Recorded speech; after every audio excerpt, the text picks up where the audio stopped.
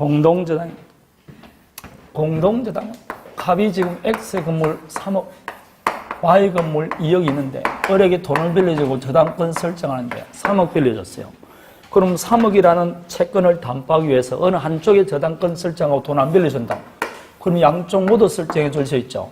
이렇게 동일한 채권을 담보하기 위해서 수개의 부동산에 저당권 설정하는 걸 공동저당이라고 그래요. 그럼 여기는 저당권이 지금 몇 개 설정되어 있습니까? 2개 설정되어 있잖아. 그래서 공동저당은 저당 목적물 수만큼 저당권이 설정되어 있어요. 따라서 동시할 필요도 없고 하나는 채무자 거, 하나는 물상보증일 수도 있고 하나는 1순위고 하나는 2순위에 들어올 수도 있어요. 하나의 저당권 등기가 무효가 되더라도 다른 저당권 등기에 영향을 미치지 않습니다. 그게 공동저당입니다.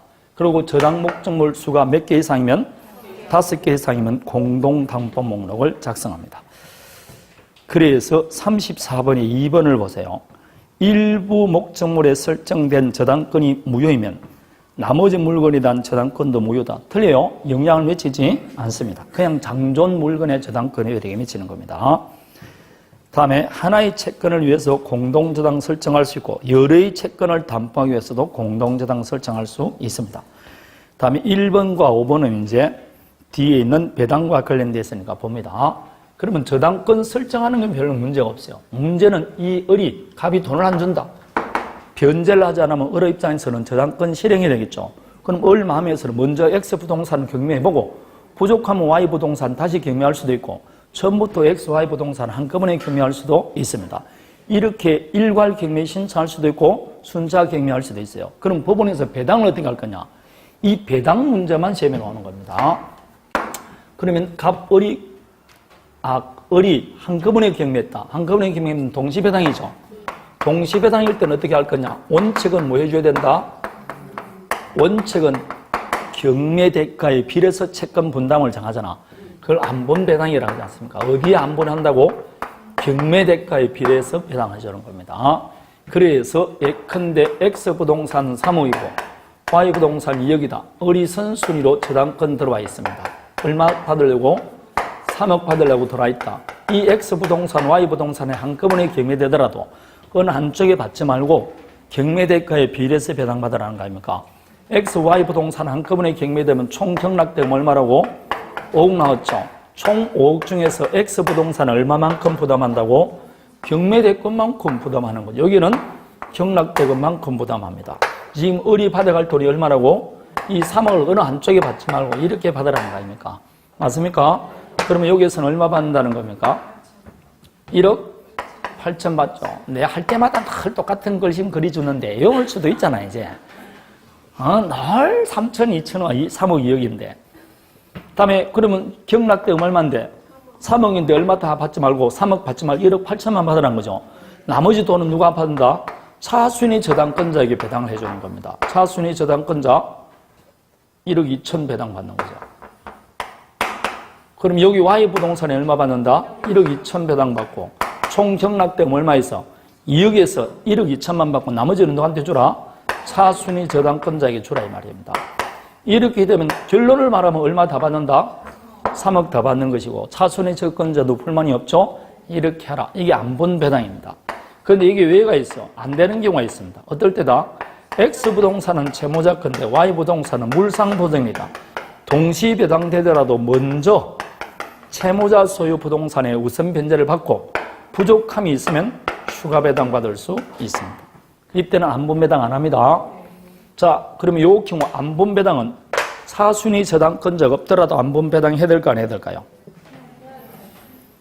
해야 됩니다. 그래서 34번에 5번 동시배당에 관한 민법 규정은 후순위 저당권자가 없는 경우에도 적용되지 않는다 되어 있죠? 틀렸습니다. 적용됩니다. 후순위 권리자가 있든 없든 적용됩니다.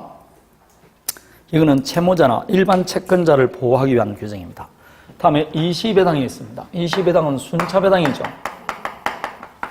순차배당일 때는 원칙적으로 어떻게 된다? 먼저 배당되는 부동산에 전액 다 받아갑니다. 그래서 X부동산이 먼저 경매됐다. 먼저 경매되는 부동산에서 그 전부 우선 면제 받아갈 수 있게 없게 전부 면제 받습니다. 그러면 3억이면 3억 다 받아가죠. 그럴 때 차순위 저당권자는 동시에 배당되었더라면 다른 부동산에서 우선 변제받는 범위 내에서 차수당 저당권자를 모여서 대의에서 저당권 실행합니다. 이렇게 전부 다 받고 차순위 저당권자가 뭐 하면 된다? 대의하면 됩니다. 근데 안 되는 경우가 있어요. 어떨 때 안 된다? X 부동산이 먼저 경매되는데 X 부동산은 채무자 겁니다. 그럼 당연히 전부 변제받겠죠? 그럴 때 차순위 저당권자 A는 만일 이 Y 부동산이 물상보증인 것이다. 물상보증인 소유 부동산에는 대의하면 돼? 안 돼? 안 됩니다. 그래서 이 네 가지를 기억하면 됩니다. 안본배당은 원칙은 동시배당은 안본배당. 이때는 안 된다. 20배당도 원칙이지만 이때는 차순위 안 된다. 그렇게 기억하면 됩니다. 그래서 35번 1번을 보세요. 채무자 소유 부동산이 동시배당됐다. 각 부동산 경매대가에 비례해서 채권 분담 정한다. 맞습니까? 맞아요? 2번 채무자 소유와 물상보증인 소유이 동시배당됐다. 그럴 때는 채무자 소유 부동산에서 우선 배당해야 된다. 맞습니까? 그래서 1번, 2번이 동시배당에 관한 규정입니다. 3번 채무자 소유 공동저당 목적물 중 일부에 대해서 경매했다. 공동저당권자는 그 대가에서 채권 전부 변제받을 수 있다. 맞습니까? 이시변제 순차배당입니다. 먼저 전액받습니다.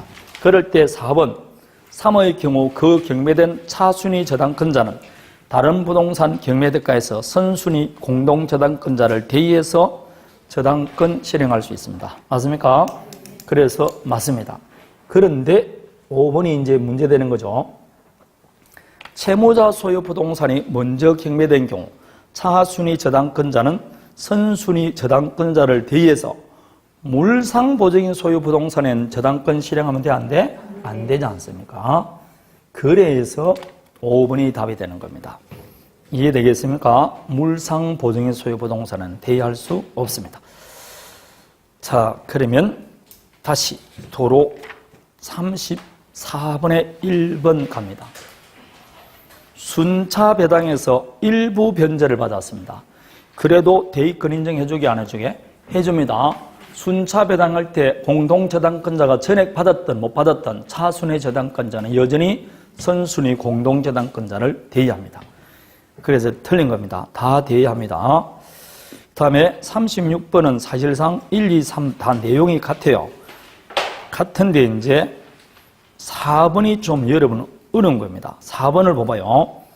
채권자 갑이 주 채무자와 물상보증인 소유 병소유의 1번 저당권 설정받은 후 병의 토지에 대해서 경매를 통해서 채권 변제를 받았어요. 자, 그럼 누구께 먼저 경매됐다는 겁니까? 물상보증인 소유 부동산이 먼저 경매됐어요. 이럴 때 이제 제가 설명은 안 드렸어요. 왜 안 드렸냐? 제가 채무자 소유 부동산이 먼저 경매된 것만 했지 물상보증인 소유 경매되는 건 말 안 했죠? 안 한 게 너무 복잡하기 때문에 안 했습니다. 안 해도 돼요. 그냥 요거 네 가지만 외우면 돼요. 자, 그러면 채무자 소유입니다. 여기는 물상보증인 소유 부동산이에요. 자, 그러면 여기에 1번 저당권 들어와 있어요. 여기 1번 저당권 들어와 있다. 여기는 A가 2순위 들어와 있고 여기는 B가 2순위 들어와 있어요. 만일 이 경우 둘 다 채무자 소유 같으면 먼저 20 해당되면 차순위 저당권자가 뭐 할 수 있다? 대의할 수 있다. 그러나 물상보증인 소유 부동산은 대의 못한다 했죠? 근데 물상보증인 소유 부동산이 먼저 경매됐어요. 그럼 먼저 경매됐다. Y부동산이 먼저 경매됐습니다. 그럼 먼저 경매되면 어른 그 전부에 대해서 우선 면제 받아갈 수 있어 없어요? 예? 있죠. 저당권자는 당연히 전부 면제 받습니다. 그럼 이제 차순위 저당권자는 선순위 저당권자를 대의할 수 있다고 아까 이렇게 돼 있잖아. 근데 문제는 이 물상보증이에요. 물상보증인은 채무자입니까? 아닙니까? 아니죠. 채무자는 아니지 않습니까? 아닌데 지금 채무자 대신 돈 갚아줬으니까 요 물상보증인도 구상권 행사할 수 있어 없어요? 그 구상권 행사하는 범위에서 아까 변제자를 뭐 한다? 변제자 대의한다 했잖아. 그럼 이 경우 이 채권자는 Y 부동산에 X 부동산이 뭘 갖고 있다? 저당권을 갖고 있잖아. 그럼 그 지를 누가 한다고? 물상보증인이 대의합니다. 그래서 X 부동산에는 병이 대의하게 됩니다. 을을 대의하는 사람이 누구라고? 물상보증인이 대의합니다. 그럼 조금 전에 차순위 저당권자도 대의할 수 있다 했잖아. 그럼 대의할 사람이 누구 사람이 있다고? 그럼 누가 우선시키게? 판례는 물상보증인을 우선시킵니다. 따라서 요 X 부동산에 대의하는 사람 누구라고? 물상보증인이 대의하겠죠. 그런데 이 B는 지금 누구한테 돈을 빌려준 겁니까? 물상보증인에도 돈 빌려줬죠. 근데 이 저당권이 멸실됐잖아. 지금 실행됐다니까. 날아갔는데 대신 뭘 받습니까? 이 병이 X 부동산에 지금 대의하고 있잖아. 그러면 요 B는 요 병이 X 부동산에 대의하는 데에서 저당권자는 무슨 대의하게 돼? 물상대의합니다. 따라서 병이 수령하기 전에 미리 뭐해서 압류해서 우선 변제받아갈 수 있습니다. 결국은 배당은 누구한테 준다고? B에게 배당해 줍니다. 근데 B형은 물상 대의해야 될 것이고 을을 대의하는 자는 누구다고? 병을 대의합니다. 을을 대의하는 자는 병이 대의합니다. 그래서 물상보증인과 차순위 저당권자 중에 누구의 대의권을 우선해 준다? 물상보증인의 대의권을 우선해 줍니다. 그래서 4번을 지금부터 자세히 봅니다. 이해만 합니다. 채권자 갑이 주 채무자 을과 물상보증인 병소유 각 토지 외에 1번 저당권을 설정한 후 병의 물상보증인 토지의 경매를 통해서 우선 면제받은 경우 물상보증인 병은 을의 토지에 대한 갑 권리를 뭐 할 수 있다? 대의할 수 있다. 이게 뭐라고? 변제자 대의입니다. 아까 봤던 변제자 대의하는 겁니다. 이해되겠습니까? 물상보증인은 구상권 범위 내에서 대의합니다. 자, 그렇게 되어 있습니다. 근데 이게 너무 어렵죠. 병이 을을 대의하는 거는 병이고, 그것은 변제자 대의고, 병이 대의하는 데에서 차순의 저당권자는 무슨 대의에서? 물상 대의에서 우선 면제받습니다. 결국 배당은 B에게 해주깁니다. 그러기 위해서는 물상 대의 행사해야 됩니다. 37번은 그게 갑은 을에게 1억 빌려주고 되어 있죠. 1억 1천만 원이 아니고 1억 5천만 원입니다. 그 5자가 빠져 있어요. 1억 얼마라고? 5천만 원인데 그 갑자기 5자가 빠져 있습니다. 자, 그러면 여기 지금 X부동산, 을 소유 X부동산이죠. 지금 을 소유니까 이건 채무자 소유 아닙니까? 맞습니까? 그러면 Y부동산은 누구 거라고? 물상보증인 병 소유입니다. 되겠습니까? 그럼 하나는 채무자고 하나는 뭐라고? 물상보증입니다. 근데 이건 얼마에 경매될게? 아니 1억 X부동산은 1억 2천, Y부동산은 8천에 경매됐다 나와 있잖아요. 그게 동시배당됐다니까. 동시배당할 때 안본배당하면 돼? 안 돼? 안 되잖아. 하나는 채무자, 하나는 뭐라고? 물상보증이라니까. 그럼 먼저 뭘 받고? 채무자 소유에 먼저 받고 부족한 부분이 있으면 물상보증이 받습니다. 따라서 X부동산, 즉 채무자 부동산에 얼마 다 받고 1억 2천 다 받고 남은 돈 얼마 모자란다? 3천 모자라니까 여기서 3천 받아갑니다. 그래서 결론을 보면 답이 5번이 되는 겁니다. 이해되겠습니까? 여기는 채무자 소유 부동산에 전액 먼저 받아야 됩니다. 먼저 받고 부족한 부분이 있을 때 물상보증인 소유 부동산에 받습니다. 그래서 안본배당 계산한 사람 틀렸습니다. 안본배당 안 해요? 이건 안본배당이다 아니다? 아니라니까. 채무자 소유 부동산에 먼저 배당받습니다. 부족한 부분만 물상보증인 소유 부동산에 배당받습니다.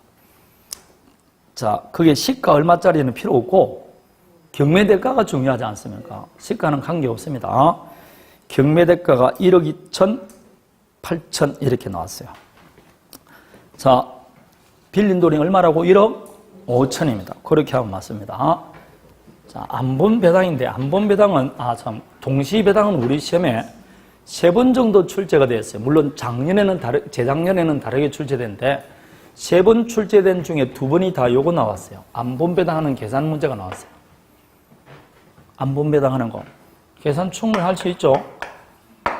자, X부동산이 10억이고 Y부동산이 8억이고 Z부동산이 6억이다. 그럴 때 안본배당하면 어떻게 하면 된다고? 경락대금 다 합치면 된다니까. 그럼 24죠. 그래서 24 일어나고 난 다음에 해당 경매대금만 올리면 된다니까. 여기 얼마? 10. 여기 얼마? 8. 여기에 이거 얼마나 쉽습니까? 이렇게 올리면 된다니까. 그래서 선순위가 받아갈 금액 곱하면 돼. 지가 받을 돈을 한쪽이 받자면 이렇게 배당받으라고. 총 경매대가에서 해당 부동산 가격만큼 올라오면 됩니다. 이게 2번 시험에 나왔어요. 2번. 그래서 결론은 안본 배당이 제일 시험에 많이 나온다 이 말입니다. 다음에 근저당입니다. 이제 근저당은 제가 근저당 할 때마다 도매상과 소매상을 그렸어요. 그래서 소매상과 도매상 사이에 계속적 거래를 한다. 1월 1일 날 거래를 틀고 결산기는 10월 1일 날 했다. 그러면 당연히 채권이 정감 변동하게 안 하게? 정감 변동합니다. 그럴 때 결산기에 발생한 채권을 담보하기 위해서 1월 1일 날 저당권 설정하는 게 뭐라고? 근저당입니까? 근저당 설정할 당시 채권이 얼마인지 알아 몰라? 몰라죠. 왜냐하면 현재 채권이 아니고 장래 채권 아닙니까? 그것도 확정돼 있어 안 돼 있어요? 정감 변동하는 불특정 다수의 채권 아닙니까? 이런 불특정 다수의 채권을 담보합니다. 근데 이 채권 전부를 담보합니까? 일정 한도까지 담보합니까? 그렇죠. 일정 한도까지 담보하는 저당권이 근저당입니다. 그 담보하는 최고액을 우리는 뭘 한다고? 채권 최고액을 합니다. 그래서 채권 최고액까지 담보하는 저당권이 근저당입니다. 그래서 근저당은 장래 채권을 담보합니다. 그걸 근저당이라고 그래요. 그러면 이 근저당이 왜 부종성이 완화되었냐? 봐봐요. 근저당의 경우는 피담보 채권이 확정되기 전까지는 채권이 일순간 소멸하더라도 저당권은 소멸돼 안 돼? 안 되잖아. 그럼 부종성이 왜 아닙니까? 피담보 채권이 확정되기 전에 채권이 양도됐다. 원래 채권이 양도되면 담보물권은 함께 수반원에서 가야 되잖아. 간다 안 간다? 안 갑니다. 피담보 채권이 확정되기 전까지는 채권이 일순간 소멸하거나 채권이 일부 양도되더라도 저당권은 소멸되거나 이전되지 않습니다. 그래서 부종성이 완화됐다는 겁니다. 부종성이 잘 적용이 안 된다 그 말이죠. 이걸 근저당이다 이렇게 말합니다. 이해되겠죠? 자, 이 근저당의 경우는 근저당의 경우 성립 요건할 때 필수적 등기사항이 있습니다. 반드시 등기될 게 뭐가 있다? 근저당이란 취지, 즉 등기부에 반드시 근저당서라는 겁니다. 다음에 채권 최고액, 다음에 채무자 그렇습니다. 그럴 때 채권 최고액은 뭐냐? 채권 최고액은 채무자가 그것만큼 책임진다는 채무자의 책임을 한다는 말이다. 그럼 맞을 것 같아요? 틀립니다. 채무자가 그것만큼 책임진다는 뜻은 아닙니다. 채무자는 언제나 그 전부를 변제해야 될 것이고 채권 최고액이란 해당 근저당권자가 경락대금에서 우선 변제받는 범위를 말합니다. 그래서 이게 제일 중요한 말 아닙니까? 그래서 근저당이 나오면 100% 나오는 게 이 말 아닙니까? 확정된 채권액이 채권 최고액을 초과한다. 그러면 채무자는 얼마를 변제된다고? 채권 전부 변제됩니다. 최고액만 변제하면 안 돼요. 확정된 채권 채무 전부를 변제됩니다. 그러나 제3취득자라든지 물상보증인은 뭐만 변제하면 된다? 최고액만 변제하면 됩니다. 이게 일단 안 나온 적은 단 한 번도 없어요. 아니 근저당을 나오기만 하면 물어본다. 근저당이 안 나오면 모를까? 나오면 반드시 물어봅니다. 항상 최고액 전부를 변제된다. 그러면 근저당은 실행하기 위해서는 피담보채권을 확정해야 되겠죠. 그럼 언제 피담보채권이 확정되느냐? 확정 시기. 확정되면 그 효과가 되어야 되느냐? 이게 이제 많이 물어보는 거 아닙니까? 그래서 요약집을 볼 것 같으면 근저당권 피담보채권 확정 시기 관해서 여러분 책 117페이지부터 나와 있습니다. 제일 밑에 줄에 보니까 피담보채권의 확정 시기라고 요약집 117페이지 나옵니까? 요약집입니다. 요약집 요걸 보면 됩니다. 117페이지. 예. 아, 페이지가 달라요? 아, 그게 지금 하나에서 나온 거구나. 그게 117페이지.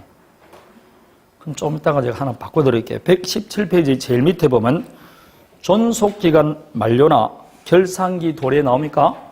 그 이야기입니다. 다만 결산기나 존속기간이 있더라도 피담보채권이 소멸되고 거래를 계속할 의사가 없으면 언제든지 소멸 청구할 수 있게 있습니다.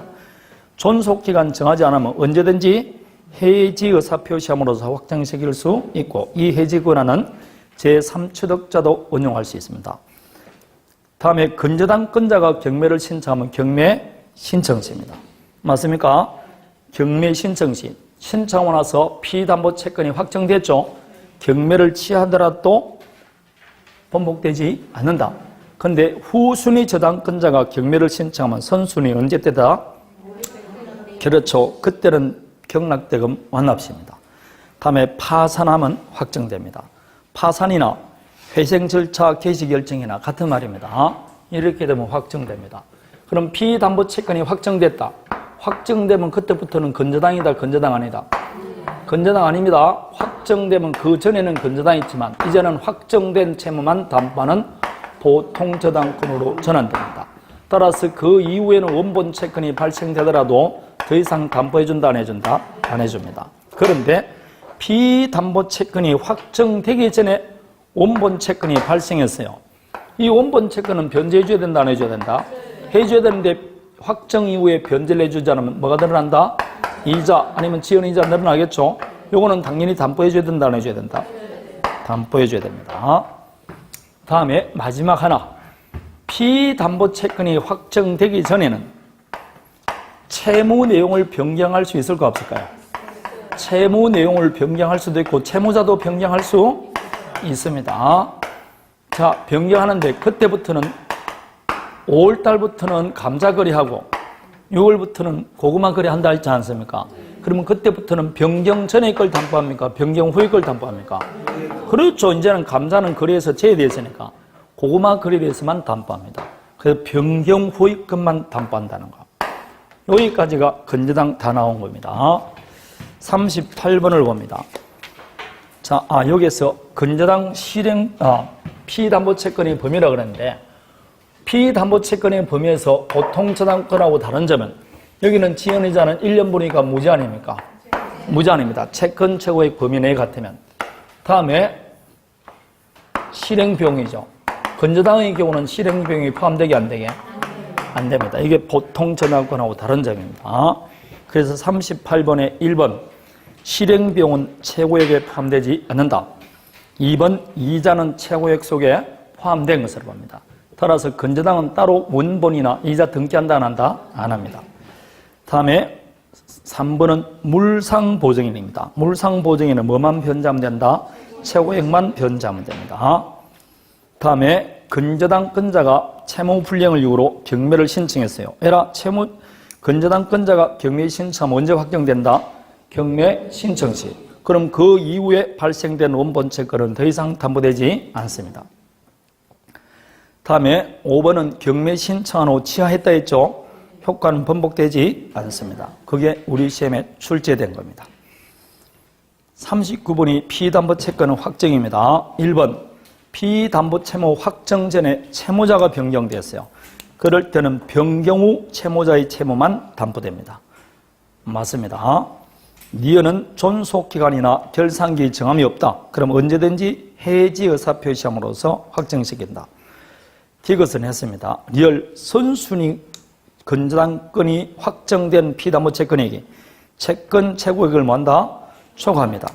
그런데 후순위 건저당권자는 최고액만 변제하고 소멸 청구할 수 있게 없게.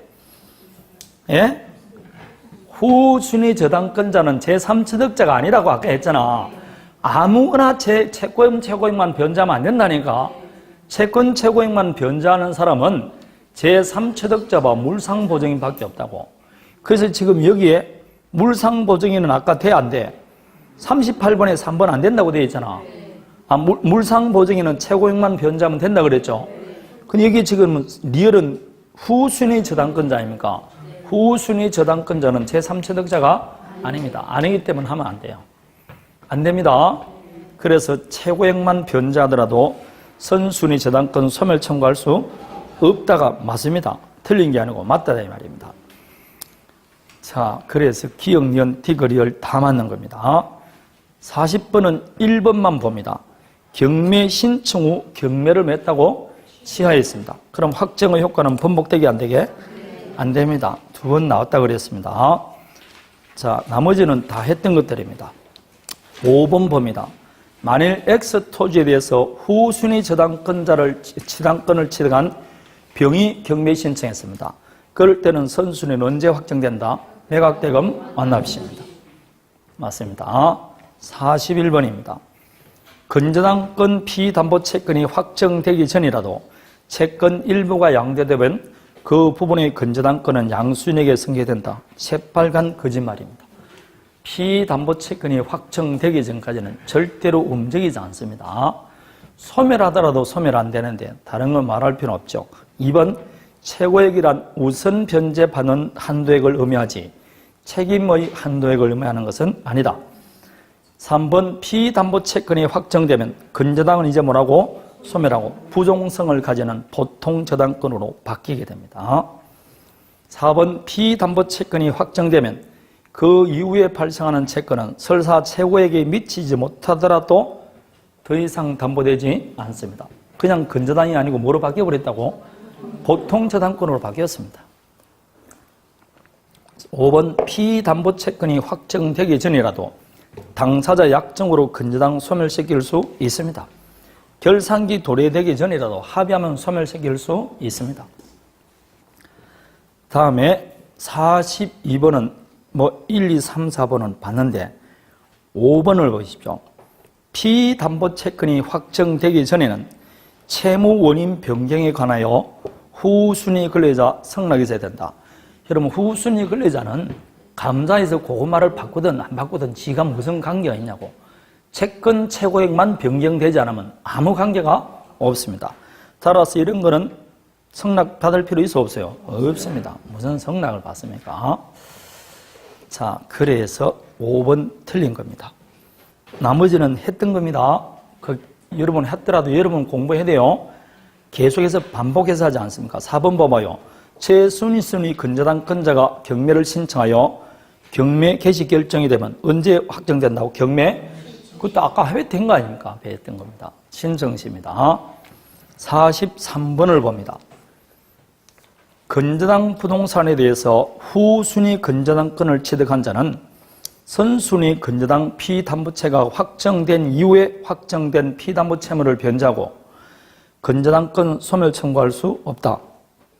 맞습니까?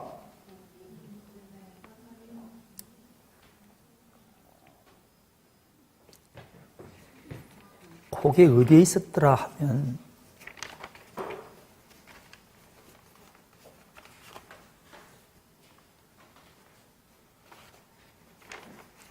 133페이지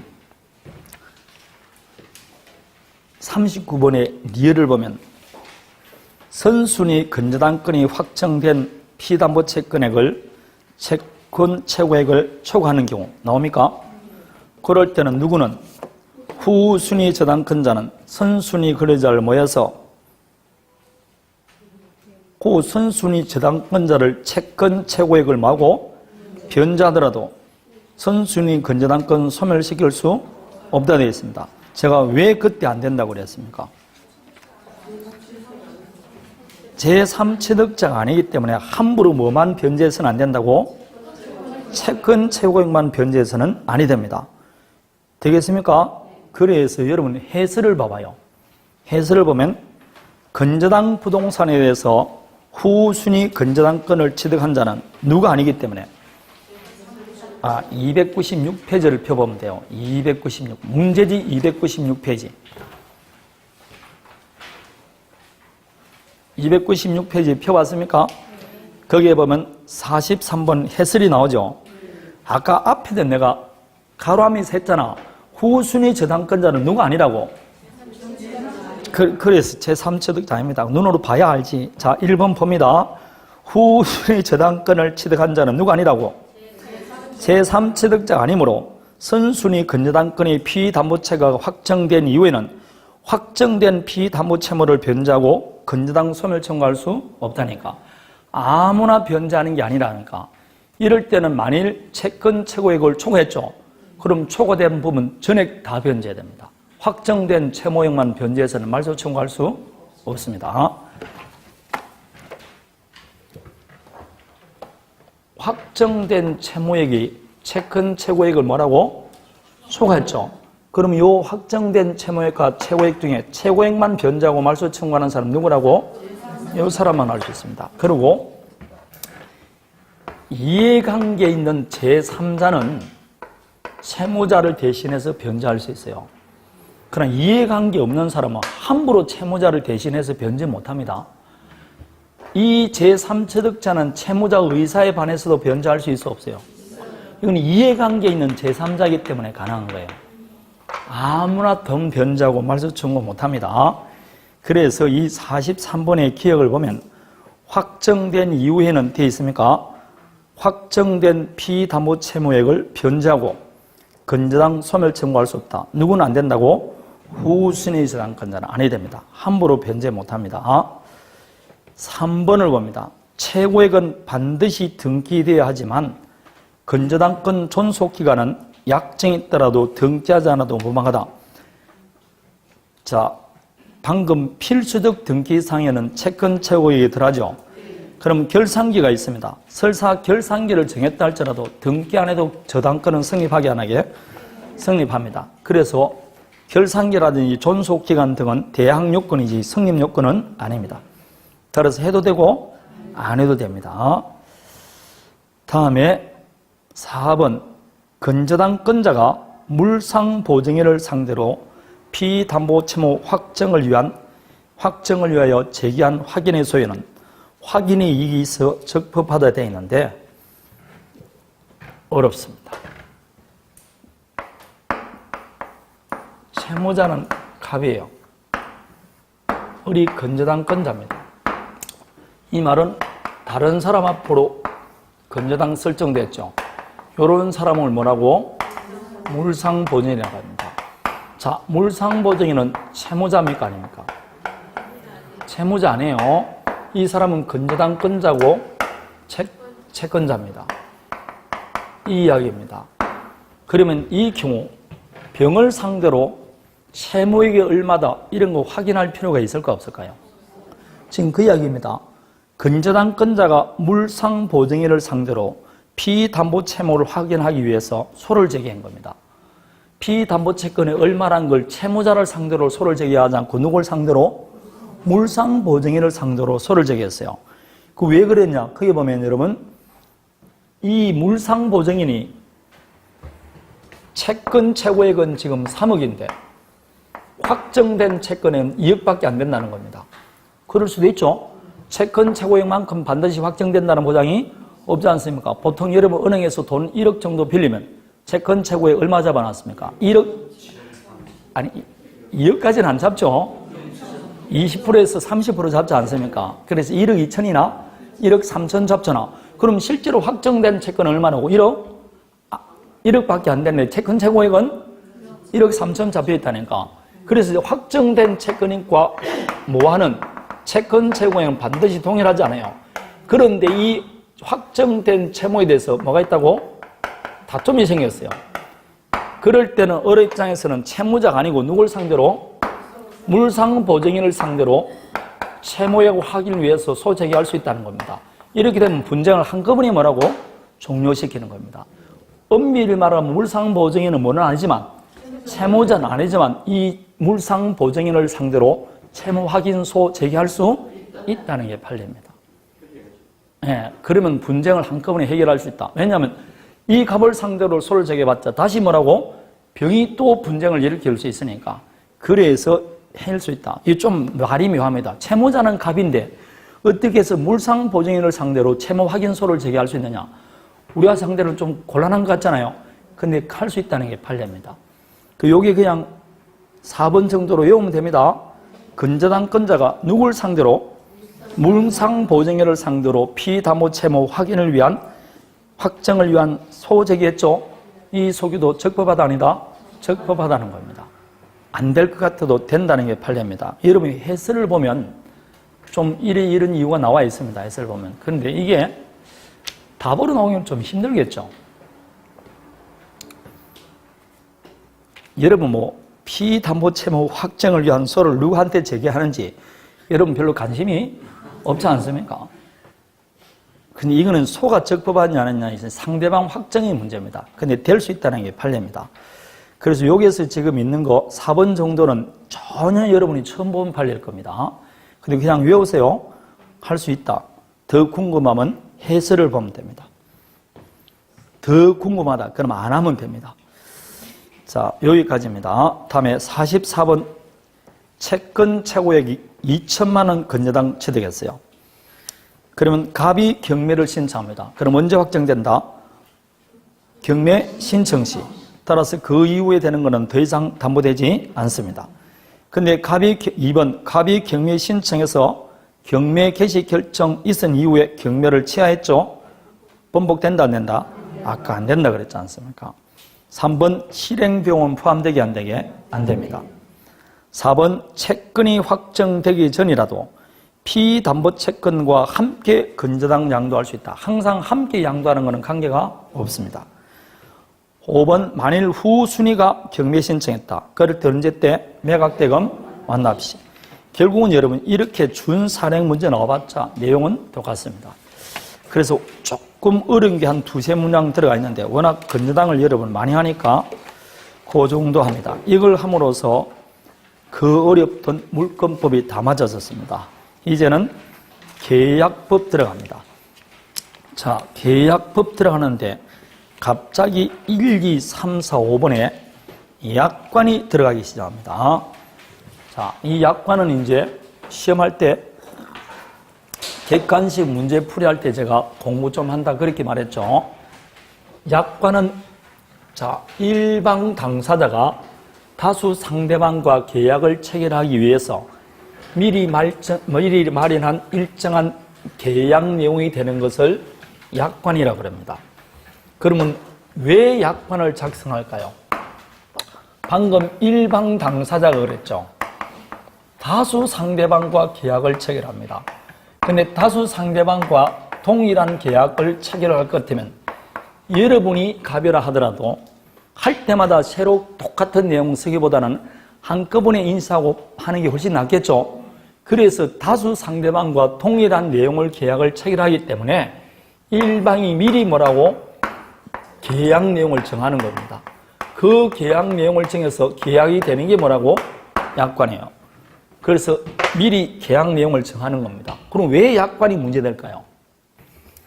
일방이 계약 내용을 정한다 했죠. 그럼 당연히 누구한테 유리하게 정했을까요? 작성자에게 유리하게 만들었겠죠. 보나. 여러분도 그러고 싶잖아. 그러면 고객이 불리하다. 불리한 고객은 그 계약대로 계약을 안 하면 되겠죠. 안 하면 되는데 안 할 수가 없어요. 왜냐하면 이 값이 뭐게? 독점이에요. 독점이기 때문에 문제가 생깁니다. 독점이 아니고 공급자가 여러 명이면 그 중에서 자기한테 가장 계약 내용이 유리한 사람과 계약을 체결할 수 있는데 그게 독점이라니까. 독점이 되기 때문에 이게 폐해가 나타나는 겁니다. 그러면 이 소비자 입장에서는 이걸 이제 작성자, 고객이라고 하는데 고객 입장에서는 값과 계약을 하지 않으면 공급받을 방법이 없으니까 울며 겨자 먹기로 뭐라고? 불리한 계약을 체결하게 되어 있어요. 이게 아주 오랫동안 계속되다가 소비자를 보호하기 위해서 이걸 못하게 만드는 법이 만들어졌어요. 그게 약관 규제에 관한 법률. 아무 말도 안 하네. 여러분 저기도 나와 있고 약관 규제에 관한 법률이 나와 있다니까. 그래서 우리는 약관을 일반적으로 공부하는 게 아니고 요 법만 공부합니다. 근데 왜 이게 안 나오냐? 한 7, 8년 전인가는 나왔었어요. 근데 지금은 시험 요강에 민사특별법이라서 5개로 딱 확정시켜줬죠. 주택, 상가, 집합법, 가등기담보, 명의신탁. 거기에 뭐가 빠졌다고? 이 법이 빠졌어요. 그럼 그 이후부터는 나오지를 않고 있는 겁니다. 옛날에는 이게 안 정해졌을 때는 뭐 이것도 나오고 그랬는데 지금 그래서 안 나온 겁니다. 약관 규제에 관한 법률도 우리 법 시험 범위에 들어가면 나오겠죠. 그럼 지금은 안 나오게 된 겁니다. 그래서 그래도 옛날에 나왔으니까 조금 하는 겁니다. 그럼 봅니다. 다수 상대방과 동일한 내용의 계약을 체결하는 게 약관입니다. 그러면 고객마다 계약 내용이 다르다. 그럼 그건 약관이게 아니게? 그건 약관으로 보지 않습니다. 그럼 여러분, 일방이 작성한 계약 내용이 왜 계약 내용에 대해서 상대방 고객을 구속할까요? 약관이 고객을 구속하는 근거는 뭐냐? 이게 우리 시험에 나왔어요. 그것은 약관이 법 규범이기 때문에 그렇습니까? 아니죠. 약관이 일반 당사자가, 일반 국민이 작성했는데 어찌 거기에 법 규범이겠습니까? 그래서 약관은 작성한 자가 아자씨 약관대로 계약을 할까요? 뭘 한다? 청약을 하면 고객의 그 내용을 보고 오케이라고 뭐 했다? 승낙했다는 겁니다. 두 개의 사표시가 합치되는 게 뭐라고? 합의죠. 그래서 약관이 계약 내용이 되는 것은 약관을 계약 내용으로 삼기로 뭐 했다? 합의했다. 이걸 다른 말로 하면 계약했다. 이게 통설입니다. 계약설 내지 합의설입니다. 그래서 약관이 계약 내용이 되는 것은 계약 내용으로 삼기로 뭐 했다고? 합의했다고 봅니다. 자, 여기서 이제 문제가 생기는 겁니다. 일방이 작성했는데 어찌 고객이 그 내용을 알고 오케이 할 수 있느냐 이 말입니다. 그것은 약관을 작성한 자가 약관 내용을 뭐하고? 명시 설명을 해주는 겁니다. 이 명시 설명 의무를 이행하니까 계약 내용이 편입되지. 명시 설명하지 않았다. 그럼 계약 내용이 편입되게 안 되게? 안 됩니다. 그럼 명시 설명했다는 걸 누가 입증해야 된다? 아니, 고객이 주장하는 게 아니고 약관이 계약 내용에 편입됐다고 주장하는 자가 입증합니다. 되겠습니까? 주장하는 자가 명시 설명했다는 걸 입증해야 됩니다. 그런데 모든 걸 설명하는 게 아니고 약관의 중요한 내용은 명시 설명하라 되어 있어요. 그런데 명시 설명무가 면제되는 게 있어요. 근데 약관법에 면제되는 것은 약관법에 규정되어 있는데 판례가 이것은 명시 설명할 필요 없다는 게 두 가지 나와요. 이걸 또 암기해야 됩니다. 첫 번째, 그 약관 내용이 아무리 계약의 중요한 내용이라 할지라도 여러분 처음부터 중요한 내용이 아니면 명시에 설명할 필요 없습니다. 설명 의무는 약관의 중요한 내용은 설명하라고 되어 있어요. 근데 아무리 중요한 내용이라 할지라도 그 내용이 너무나 보편적이고 일반적이어서 별도의 설명 없이도 충분히 예상할 수 있는 것. 그런 것은 뭐 할 필요 없다고? 설명할 필요 없습니다. 보통 계약금 주문 준 사람은 포기하고 받은 사람은 배액을 상환하고 해지할 수 있다. 이런 거는 보편적이라고 볼 수 있습니까? 없습니까? 그러면 법원에서 어떻게 평가할지는 모르겠지만 이렇게 너무나 보편적이고 일반적인 경우에는 설명할 필요 없다는 겁니다. 두 번째, 약관 작성자가 새로 내용을 추가한 것이 아니고 이미 법령에 규정되어 있어요. 그럼 법령에 규정되어 있는 것은 약관에 명시하지 않더라도 적용되게 안 되게? 법에 규정되어 있다니까. 예컨대 매도인과 매수인 사이에 매매계약을 체결합니다. 그럼 여러분 아파트 매매계약이나 상가 매매할 때 계약서 쓸 때 매도인은 매수인에게 담보 책임진다. 이런 거 계약서 쓰게 안 쓰게? 안 씁니다. 그래도 매도인은 담보 책임져야 된다, 안 줘야 된다? 줘야 됩니다. 왜냐? 법에 담보 책임진다고 규정이 되어 있다니까. 그건 당사자 약정에서 성립되는 게 아니라니까. 그럼 그 담보 책임을 약관에 규정해 놨어요. 그건 아예 약관에 쓰지 않더라도 어차피 담보 책임지게 되어 있잖아. 그렇게 이미 법령에 규정되어 있는 것을 약관에 되풀이해서 쓴 것이 불명하다. 그런 것은 뭐 할 필요 없다고? 설명할 필요 없다는 겁니다. 왜냐? 이미 법령에 규정된 내용이니까. 이 두 가지는 뭐 할 필요 없다고? 설명 의무가 면제되는 겁니다. 아주 중요한 내용입니다. 그럼 약관이 명시 설명돼서 계약 내용이 됐다. 계약 내용이 되더라도 법률행위가 성립하면 법률행위는 해석을 해야 되겠죠. 근데 다른 것과 달리 약관은 해석할 때 새로운 원칙이 규제됩니다. 왜냐? 약관은 누구한테 유리하게 만들었으니까. 작성자에게 유리하게 만들었으니까. 그래서 약관 해석의 원칙이 나와요. 요걸 이제 여러분이 기억해야 됩니다. 해석의 원칙이 있습니다. 오른쪽 보면 4번 약관 해석의 원칙이 나오죠. 그걸 별표하고 외워야 되는데 그 중에서 1번을 반드시 외워야 돼요. 저를 보세요. 시험 문제 약관은 고객에 따라 구체적이고 개별적으로 해석해야 된다. 그럼 맞을까요? 틀릴까요? 아주 그럴싸하죠. 절대로 그러면 안 됩니다. 약관은 고객에 따라 다르게 해석해서는 안 되고 객관적이고 획일적으로 해석해야 됩니다. 그걸 다른 말로 뭐라 한다고? 통일적 해석의 원칙입니다. 객관적이고 획일적으로 해석해야 됩니다. 그래서 여러분이 왜 보험에 가입해서 보험금 받을 때 돈을 더 달라고 하고 보험회사에서는 규정이 없으니까 못 준다 그러죠. 나중에 보험회사 직원이 와가지고 돈을 더 주면서 뭐라 그러냐면 원래는 규정이 없는데 보험회사의 호의적 이유로 인해서 돈을 더 준다 그럽니다.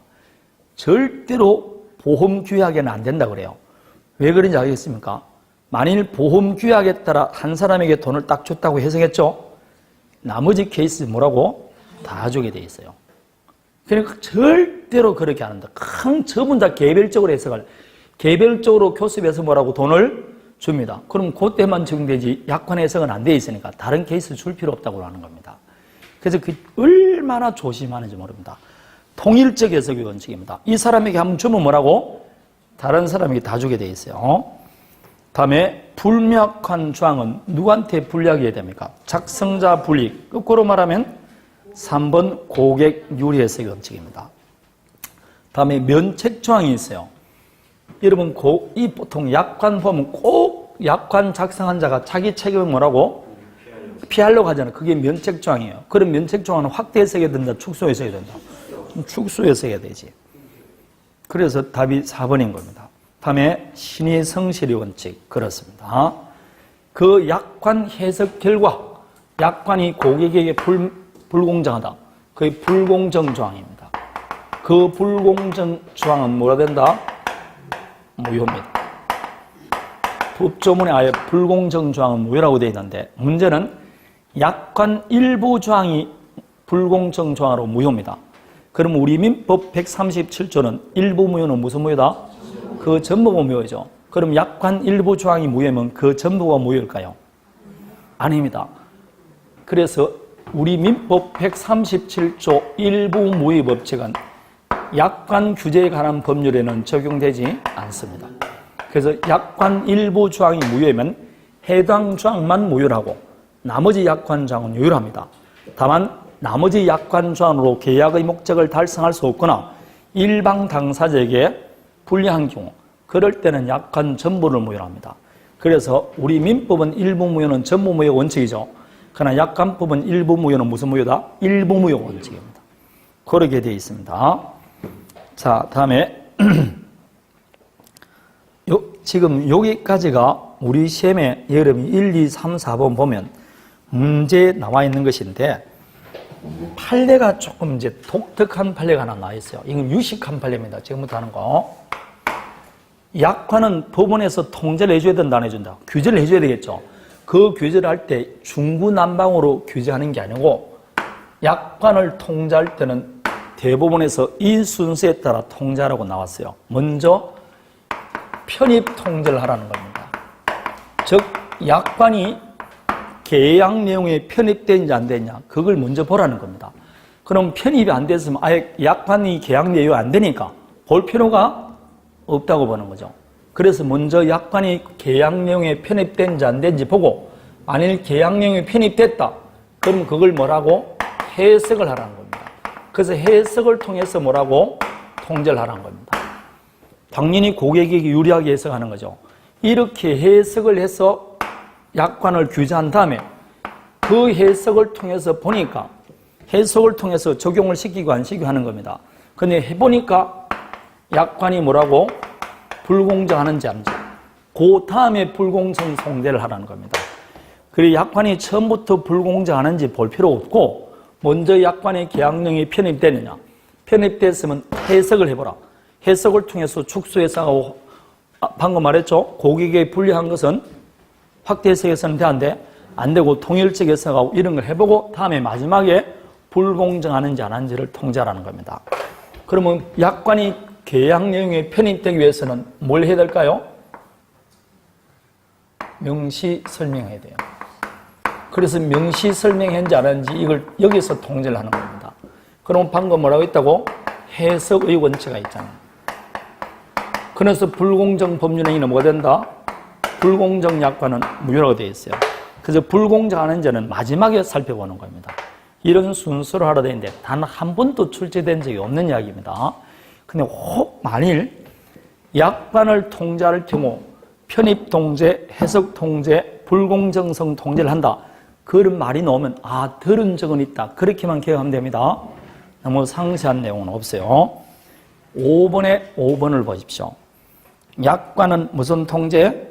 편입 통제와 해석 통제, 불공정성 통제 과정을 통해서 그 약관 내용을 통제한다는 게 판례 내용입니다. 판례. 되겠습니까? 자, 그러면 1번부터 봅니다. 약관이 구속력을 가지는 근거는 그 자체가 법 규범적 성질을 가진 것이기 때문이 아니고 당사자 사이의 계약 내용을 포함시키기로 했다. 합의했기 때문이다. 다음에 다수 상대방과 동일한 것을 내용으로 하지 않는 약관은 적용되게 안 되게 안 됩니다. 그거는 약관으로 본다 안 본다? 안 봅니다. 3번 사업자는 약관에서 정해진 중요한 내용을 고객에 이해될 수 있도록 뭐 해야 된다고? 설명해야 됩니다. 그럼 설명하지 않았죠? 설명하지 않으면 계약 내용으로 주장할 수 있어 없어요? 없습니다. 설명하지 않았다면 원칙적으로 약관 작성자는 약관 주장을 계약 내용으로 주장할 수 없습니다. 그러나 4번처럼 아무리 중요한 내용에 해당하더라도 거래상 일반적이고 공통적인 것이어서 별도의 설명 없이도 충분히 예상할 수 있는 것은 명시 설명할 필요 없습니다. 5번 사업자가 명시 설명 의무를 위반해서 계약을 체결했어요. 그럼 방금 사업자는 주장 못한다 했죠. 그러나 고객은 주장할 수 있게 없게 있습니다. 고객에게 명시 설명하지 않으면 계약 내용으로 대항 못하니까 고객은 계약 내용으로 주장할 수 있습니다. 자기한테 유리하면 주장할 수 있겠죠. 그래서 3번과 5번을 합쳐서 하면 됩니다. 명시 설명하지 않으면 약관 작성자는 계약 내용이 됐다고 주장 못하지만 고객은 계약 내용으로 주장할 수 있습니다. 2번 행정관청의 인가를 받은 여객 운송 약관도 고객의 요청이 있으면 사본을 고객에게 교부해야 된다. 여러분, 이 약관 규제에 관한 법률에 따르면 명시 설명 의무가 면제되는 경우가 있어요. 그래서 대통령령이 정하는 보면 운수 사업 이런 거 쭉 나와 있는데, 예컨대 여러분 매일 버스 탈 때 버스 회사에서는 약관이 있을까 없을까요? 운송 약관 있습니다. 그럼 운송 약관인데 버스 탈 때마다 기사님이 자 약관 설명해 드립니다. 그러면 되겠어요? 이렇게 대량 거래되는 거 전철 같은 거 있지 않습니까? 이런 것은 아예 명시 설명할 필요가 없다고 규정이 되어 있어요. 그러더라도 고객이 요청하면 뭐는 줘야 된다고? 사본은 교부해주라고 나와 있습니다. 그게 약관법에 규정이 되어 있어요. 약관법에. 그래서 제가 그랬잖아요. 요 명시 설명 의무는 약관 규제에 관한 법률에 없는 건데 판례가 요 두 개는 할 필요가 없다고 그래 외우라고 그런 겁니다. 이거는 약관법에 상세한 내용이 있습니다. 근데 그런 거는 뭐 우리가 알 필요는 없습니다. 다음에 사업자의 이행 보조자나 이게 이제 어렵죠. 피용자의 경과실로 인한 사업자의 법률상 책임을 배제하는 약관 조항은 유효라 되는데 맞을까요? 틀릴까요? 지금 문제 보니까 틀린 걸 4번에 이랬으니까 2번은 맞겠죠? 그럼 물어보나 하는 이야기를 한 거 아닙니까? 이게 여러분은 뭘 안 봤냐니까 약관 규제에 관한 법률을 안 봤죠? 그 법에 나와 있어요. 있으니까 있는 건데 그러면 여러분 해설을 보세요. 해설 298페이지를 펴보면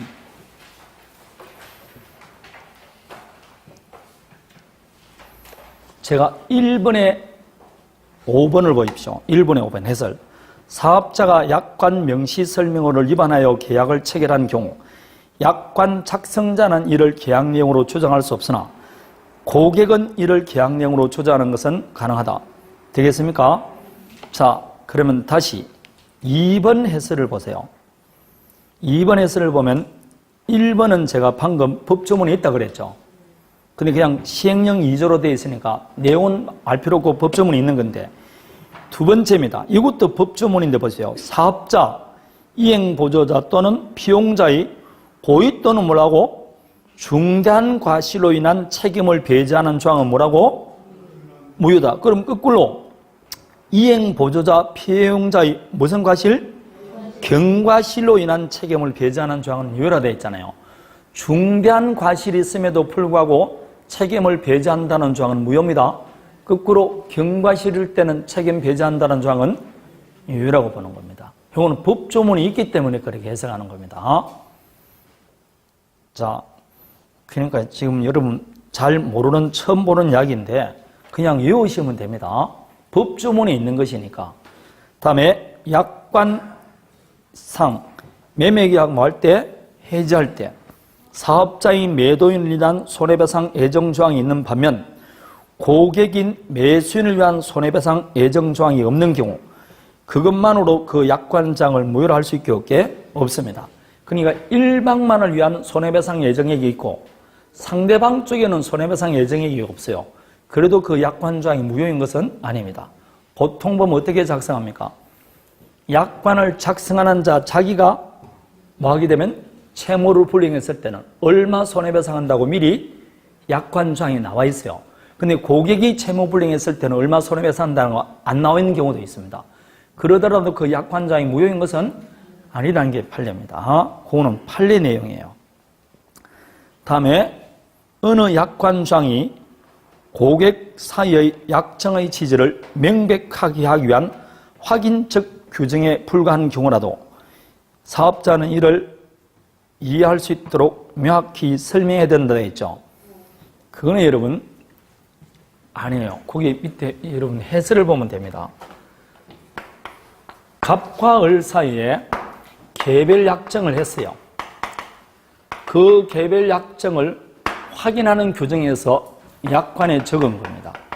그럼 이거는 두 사람 사이에 벌써 내용을 알고 있습니까? 모르고 있습니까? 알고 있는 내용이기 때문에 따로 설명할 필요가 없습니다. 그래서 지금 문제 자체가 당사자 사이의 약정을 취지를 명백하게 한 확인적 규정에 불과하지 않습니까? 그런 것들은 뭐 할 필요 없다고? 명시 설명할 필요 없습니다. 왜냐? 별도의 설명 안 하도록 내용 알고 있어? 모르고 있어? 알고 있는 겁니다. 그래서 답은 4번이 되는 겁니다.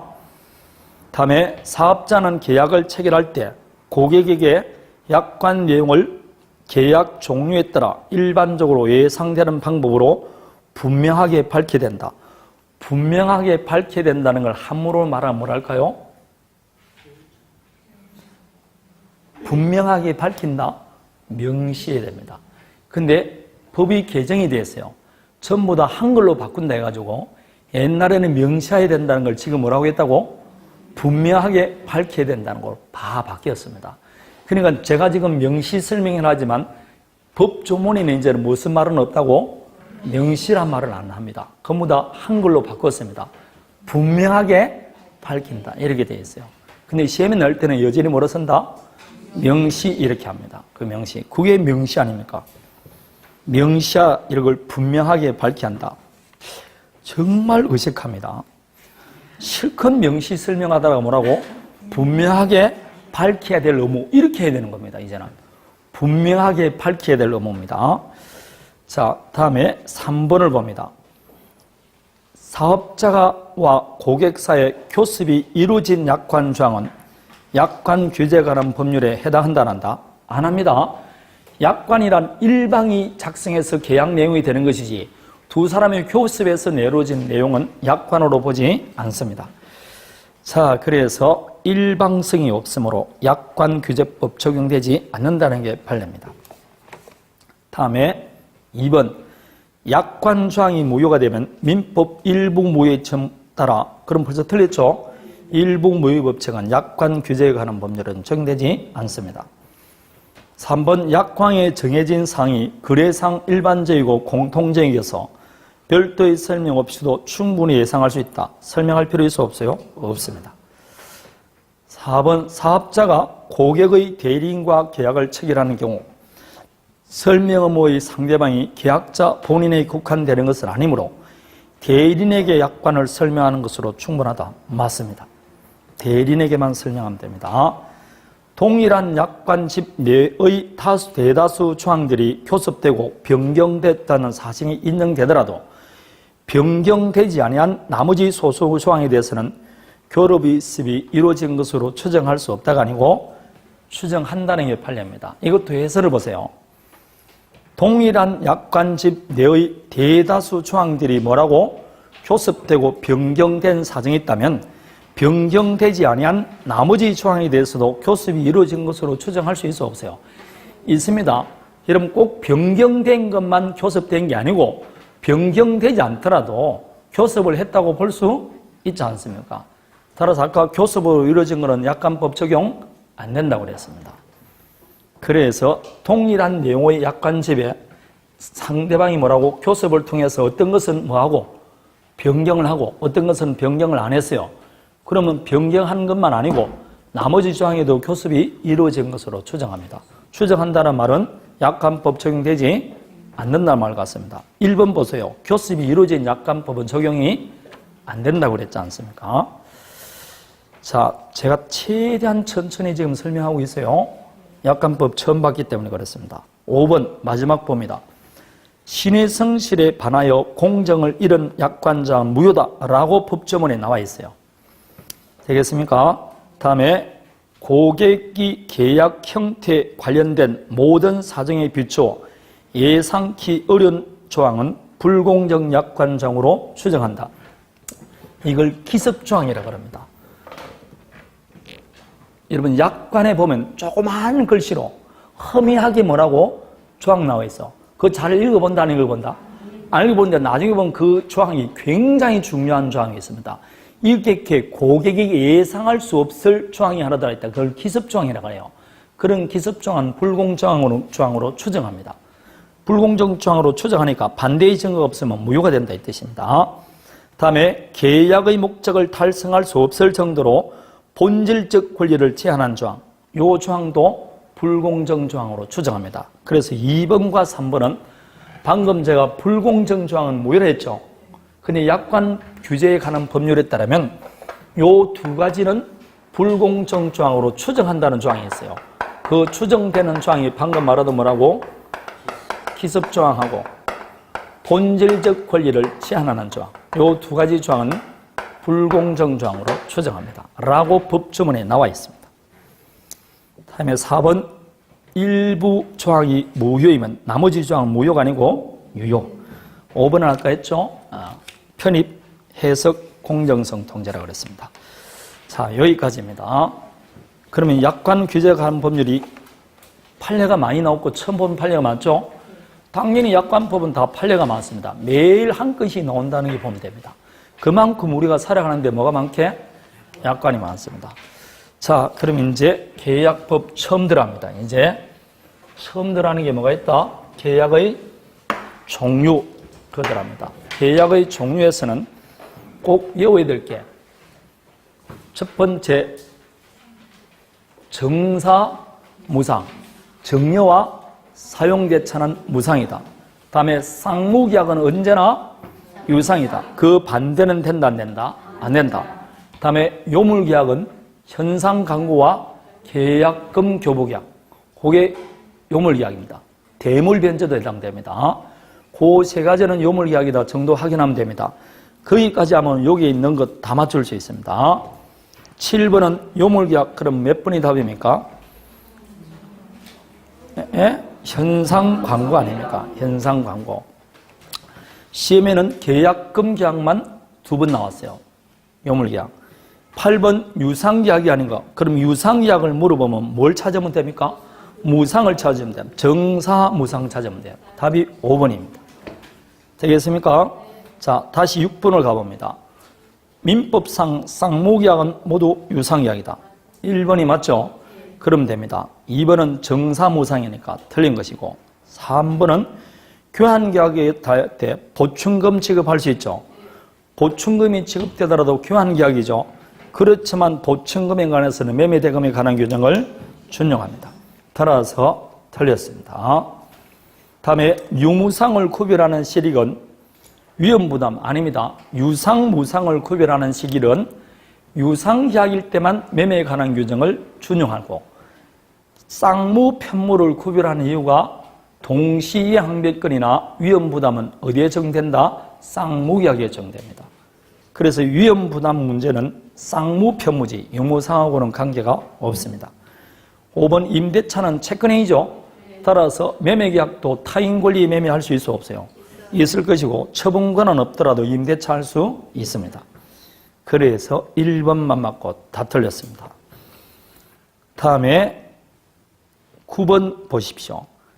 9번에 1번을 했고 2번 매매계약이 뭐라고? 무효다. 그러면 받았던 거 서로 돌려줘야 되겠죠. 부당이득 반환입니다. 부당이득 반환은 무슨 관계? 그래서 무효, 취소, 해자란 말이 나오면 다 동시행이라 했습니다. 그래서 답은 2번이 되는 겁니다. 다음에 3번 이자 있는 소비대차는 유상이게 무상이게? 유상이잖아. 그러니까 유상 그럼 뭐라고 된다고? 쌍무계약이다. 그러면 됩니다. 거꾸로 안 가도 돼요. 그리 봐봐요. 제가 쌍무는 언제나 뭐라고? 무상은 언제나 편무라고 그랬습니다. 그래서 이 쌍부터 가면 된다 그랬죠. 그 쌍부터 가서 오른쪽으로 가면 돼요. 근데 무상에 해당되는 게 뭐였다고? 정려와 사용대차입니다. 나머지는 다 앞에 자 뭐가 붙는다고? 무상자가 붙게 하래. 무상 금전 소비대차. 무상 뭐 이렇게 나오니까 요 두 개만 외우면 됩니다. 그럼 편무 그러면 뭘 찾으면 된다고? 무상은 전부 다 편무니까 편무 찾아라 그러면 그냥 무상 찾으면 돼. 그러면 쌍무 아닌 거 그럼 뭐 찾으면 된다고? 왜냐하면 편무 아니면 쌍무인데 무상은 편무가 아니니 편무니까 다 그냥 뭐라고? 쌍무 아닌 거 찾으라 그러면 이거 찾으라 말과 같은 거예요. 이해되겠습니까? 그러면 요쪽에 반대 방향은 안 된다 했죠? 안 되는 이유가 딱 하나 때문에 안 돼요. 현상 광고 때문에 안 됩니다. 현상 광고는 유상임에도 뭐라고? 뭐예요? 이게 현상 광고 아닙니까? 현상 광고 하나만 유상임에도 뭐라고? 요무입니다. 그래서 이게 요물 아닙니까? 이게 그래서 요물 이야기예요. 그럼 이거를 제외하면 왔다리 갔다리 하면 되게 안 되게? 돼. 이거를 제외하면 쌍무는 유상이고 유상은 쌍무가 되는 겁니다. 요것 때문에 안 되니까. 그럼 이걸 제외하고는 그냥 이래 왔다리 갔다리 하면 돼. 그래서 이거 하나만 외우면 저절로 다 된다고. 정사만 제외하면 다 무조건 다 문제 맞출 수 있습니다. 다음에 4번 쌍무, 이건 나중에 나옵니다. 쌍무계약의 일방 채무가 당사자 쌍방 책임 없는 사유로 이행 불능이 됐다. 그러면 상대방이 갖고 있는 반대 채무도 소멸한다. 위험부담이죠. 채무자가 위험부담하니까 상대방 채무는 소멸합니다. 동시한매권은 원칙적으로 쌍무계약에서 발생된다. 맞습니다. 자, 그럼 여기까지가 계약 종류고, 이 종류는 여러분 읽어보시면 됩니다. 다음에 계약의 성립인데, 성립에서는 청약과 성락이라는 두 개의 사표시가 합치면 됩니다. 두 개의 사표시가 합치되는 걸 우리는 뭐라 그런다고? 합의라 그럽니다. 합의가 되면 계약이 어떻게 된다? 성립한다는 거 아닙니까? 그럼 두 개의 사표시가 합치된다. 합치되기 위해서는 객관적 합치와 주관적 합치가 있어야 돼요. 내용이 일치되고 상대방이 일치됩니다. 이 둘 중에 하나라도 합치가 안 되면 뭐가 된다고? 불합의. 불합의되면 계약은 성립 안 한 거죠. 이 불합의도 의식적 불합의와 무의식적 불합의, 반불합의와 숨은 불합의가 있잖아. 이 불합의든 저 불합의든 간에 계약은 성립하지 않습니다. 그럴 때 서로 다른 두 개의 사표시인데 서로 대립하니까 한쪽의 사표시를 우리는 뭐라고 하고? 한쪽의 사표시는 성락이라고 합니다. 그래서 청약, 성락 따로 보지 않습니까? 근데 둘 다 의사표시죠. 그러면 청약은 당연히 불특정 다수인에게도 청약할 수 있어 없어요? 있다. 그런 거 아닙니까? 청약은 도달해야만 효력이 있다. 도달하기 전까지는 효력이 있어 없어요? 그러니까 도달하기 전까지는 뭐 할 수 있다? 철회할 수 있고 발송 후 도달 전에 사망하거나 행위 능력을 상실해도 영향을 미치지 않는다. 얼마나 간단합니까? 언제까지 그게 반대되는 게 성락 아닙니까? 성락은 불특정 다수인에게 돼 안 돼? 안 되죠. 특정해야 됩니다. 언제까지 성락할 수 있느냐? 성락 기간은 청약 효력이 있을 때까지 할 수 있죠. 그걸 성락적 객이라고 그래요. 그래서 해당되는 게 뭐? 청약기간을 정하면 성납기간을 정하면 정한내. 안 했으면 뭐라고? 상납기간 내. 그거 이야기 지금 물어봅니다. 10번부터 그 이야기예요. 그래서 하나씩만 봅니다.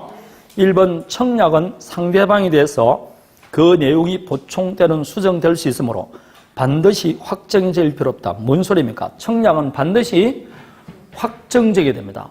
확정적이지 않으면 청약으로 보지 않습니다. 그런 것은 청약의 유인이라 그래요. 환정적인 의사표시입니다. 상대방이 단순히 오케이만 하면 계약이 성립될 정도가 돼야 돼요. 이번 청약의 의사표시 속에 청약자가 누구인지 명시할 필요는 없습니다. 지금 자판기 설치가 되어 있을 때 자판기 누가 설치된지 모르잖아. 그래도 괜찮습니다. 청약자가 누구인지 뭐 할 필요는 없다고 명시할 필요는 없습니다. 다음에 3번 특정될 필요 없고 4번 구인광고 열차 시간표 이거는 청약의입니까? 청약의 유인입니까? 청약입니까? 그런데 구인광고 열차 시간표 게시 물품 판매 광고 여기까지는 청약 유인이 맞아요.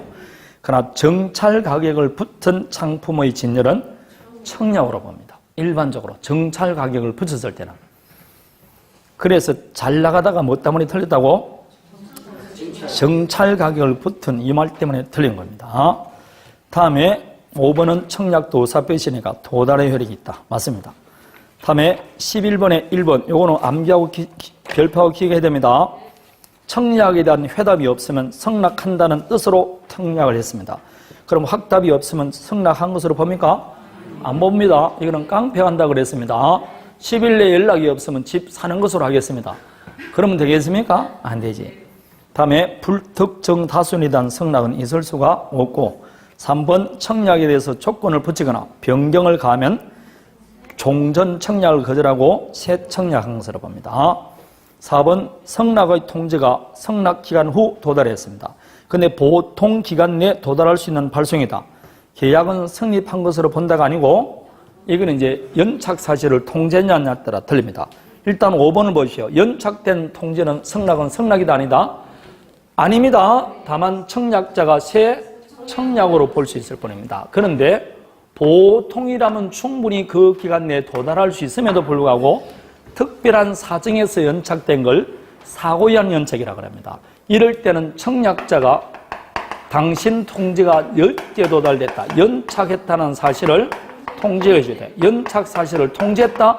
그러면 연착했기 때문에 계약은 성립 안 합니다. 그냥 연착 사실을 통지를 안 해줬을 때는 연착 안 된 것으로 보기 때문에 계약은 성립합니다. 따라서 무조건 성립한다 그러면 틀립니다. 그래서 틀린 겁니다. 12번은 그냥 읽어보시면 되는 것이고 13번부터 계약 성립인데 지금 너무 오래 하니까 지겹죠? 자, 그러면 원래는 한 장 143페이지까지 하려고 그랬는데 오늘 여기까지 하고 13번부터 다음 주에 보도록 하겠습니다. 되겠습니까? 네. 다음 주에 13번부터 나도록 하겠습니다. 현희 씨가 수고했습니다. 마치겠습니다.